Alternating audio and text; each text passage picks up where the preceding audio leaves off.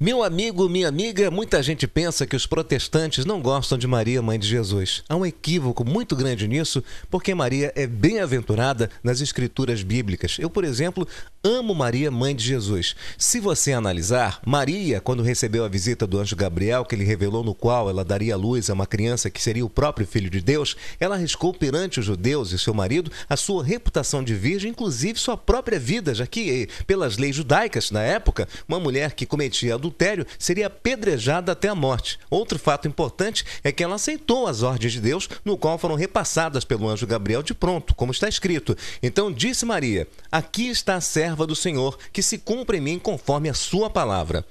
Veja bem, ela, devido às circunstâncias, devido às leis de sua época, devido ao seu futuro marido José, poderia ter dito não ao anjo, mas não. Ela foi valente, obediente, corajosa, pois aceitou prontamente o que Deus planejou para a sua vida. Veja o tamanho da fé dessa mulher. Maria realmente foi muito corajosa.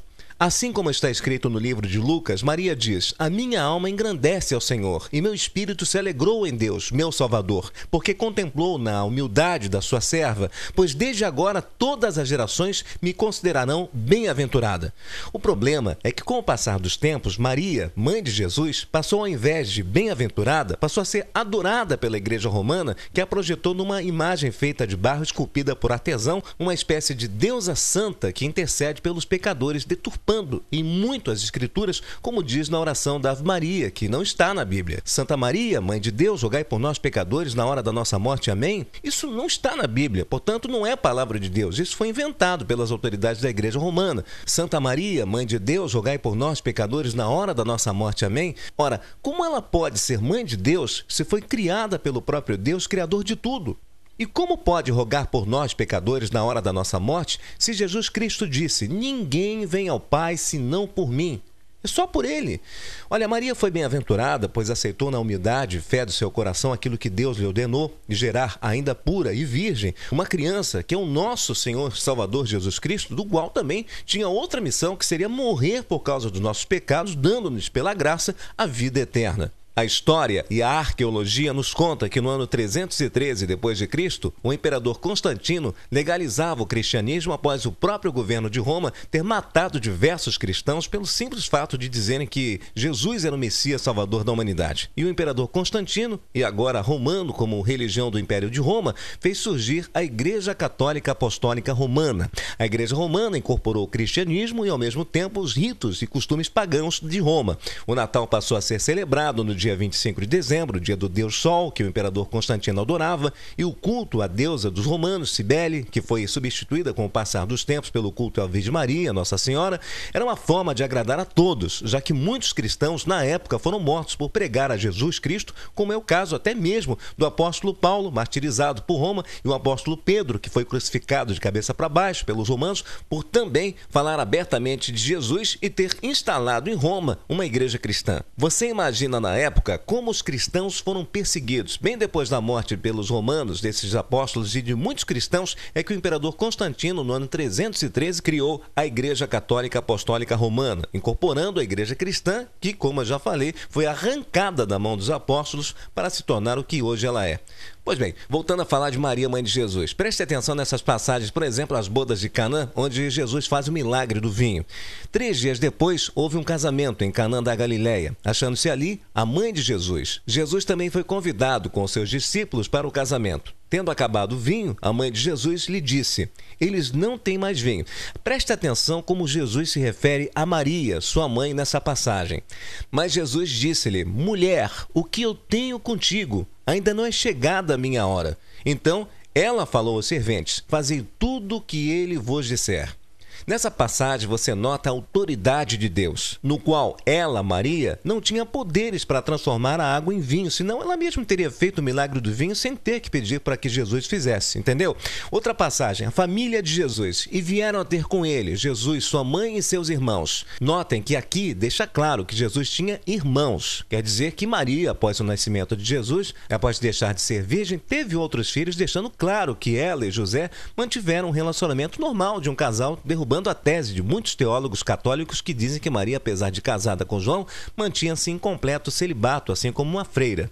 E continua a passagem, dizendo assim: e lhe comunicaram: tua mãe e teus irmãos estão lá fora e querem ver-te. Ele, porém, lhes respondeu: minha mãe e meus irmãos são aqueles que ouvem a palavra de Deus e as praticam. Outra passagem que chama muito a atenção é esta, a exclamação de uma mulher. Ora, aconteceu que ao dizer Jesus essas palavras, uma mulher que estava entre a multidão exclamou e disse-lhe: bem-aventurada aquela que te concebeu e os seios que te amamentaram. Ele, Jesus, porém, respondeu: antes bem-aventurados são os que ouvem a palavra de Deus e as guardam.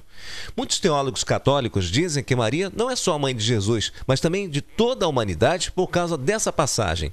E junto à cruz estava a mãe de Jesus e a irmã dela, e Maria, mulher de Cleopas, e Maria Madalena. Vendo Jesus sua mãe e junto a ela o discípulo amado, disse: mulher, eis aí teu filho. Depois disse ao discípulo: eis aí tua mãe. Dessa hora em diante, o discípulo a tomou para casa.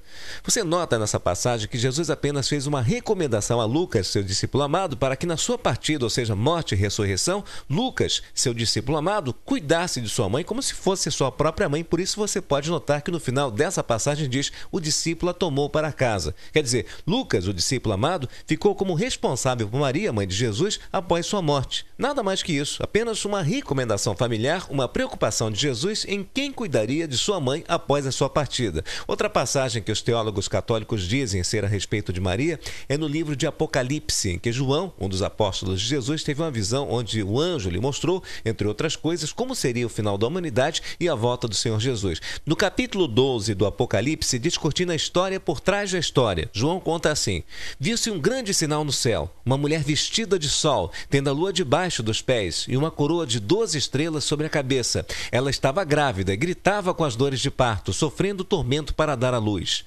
Essa mulher não é Maria, como insistem os teólogos católicos. Trata-se do povo de Deus, o verdadeiro povo de Israel, formado por aqueles que viviam a expectativa do nascimento do Messias. Desde Sete, passando por Abraão até Simeão e Ana e tantos outros que ansiavam pela chegada do libertador, o Messias. Um outro sinal foi visto no céu, um grande dragão que tinha 7 cabeças e 10 chifres e sobre suas cabeças 7 diademas. A sua cauda levou para si a terça parte das estrelas do céu e lançou-as sobre a terra. O dragão parou diante da mulher que estava prestes a dar à luz, para que, dando à luz, lhe devorasse o filho.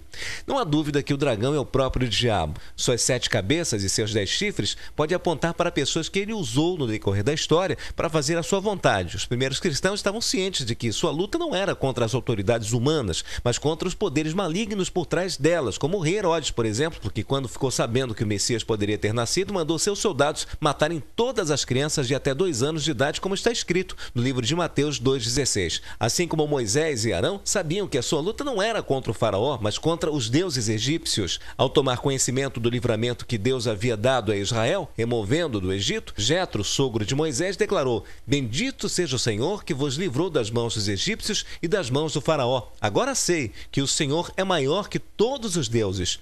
Cada praga enviada por Deus atingia em cheio a jurisdição de algum de muitos dos deuses egípcios, expondo-os publicamente ao desprezo. Vale dizer que um dos principais deuses egípcio era o Sete-Tifon, um enorme dragão vermelho cuja imagem adornava a coroa do faraó. Por isso, ali no Apocalipse se fala do dragão vermelho. Satanás, juntamente com os demônios que acompanharam em sua rebelião, valia-se da lei para escravizar o povo de Deus e do Império Romano para perseguir a igreja. O maior intento dele era impedir que a promessa de Deus se cumprisse. Ele sabia que a qualquer momento viria ao mundo o Messias, filho de Deus, Jesus Cristo, para destruir o seu império das trevas.